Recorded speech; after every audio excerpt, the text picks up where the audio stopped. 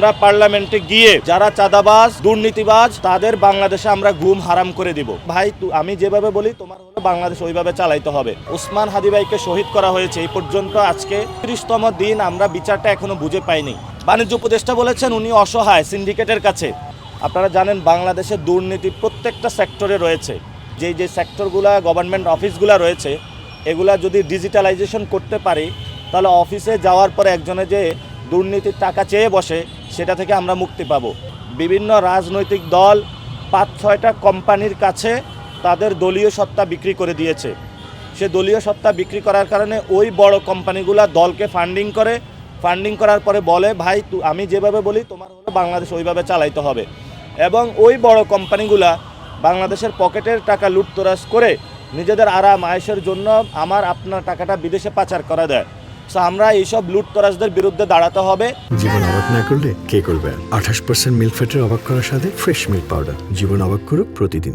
যারা বাংলাদেশের মানুষের টাকা লোপাট করে সিঙ্গাপুর বিভিন্ন রাষ্ট্রে পাঠিয়ে দেয়। ওসমান হাদি ভাইকে শহীদ করা হয়েছে, এই পর্যন্ত আজকে ৩৩তম দিন আমরা বিচারটা এখনো বুঝে পাইনি।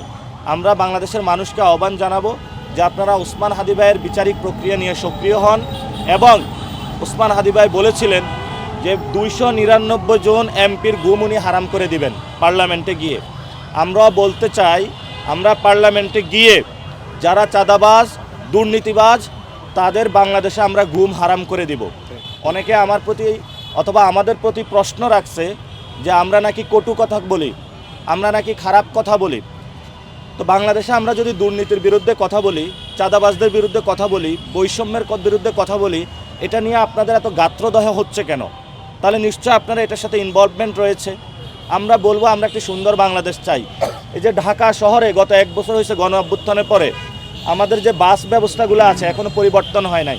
আমরা ক্ষমতায় গেলে ঢাকা শহরে এই যে লক্কর জক্কর যে বাসগুলো রয়েছে যেগুলো সিন্ডিকেট নিয়ন্ত্রণ করে, এই বাসগুলো সরিয়ে পাবলিক যে বাসগুলো ভালো ভালো বাস নামানোর চেষ্টা করব। এবং আপনারা ঢাকা শহরে বিভিন্ন জায়গায় দেখেছেন যে ফুটপাতে হলো দোকান বসিয়ে রাখা হয়েছে এবং এই দোকান থেকে কারো থেকে 200 টাকা, কারো থেকে 100 টাকা, কারো থেকে 300 টাকা। ফলত একজন মানুষ যখন ফুটপাত দিয়ে হাঁটতে চায় সে হাঁটতে পারে না। এবং শুধু এটাই নয়, বাসার যে ময়লাগুলা নিচ্ছে সে ময়লা ব্যবসারও সিন্ডিকেট বসায় দিয়েছে। ফলত বিভিন্ন জায়গায় দেখবেন নাক চেপে ধরে বাসার সামনে দিয়ে যেতে হয়, অর্থাৎ সিটি কর্পোরেশন ময়লাগুলা ঠিক মতো নিয়ে যাচ্ছে না।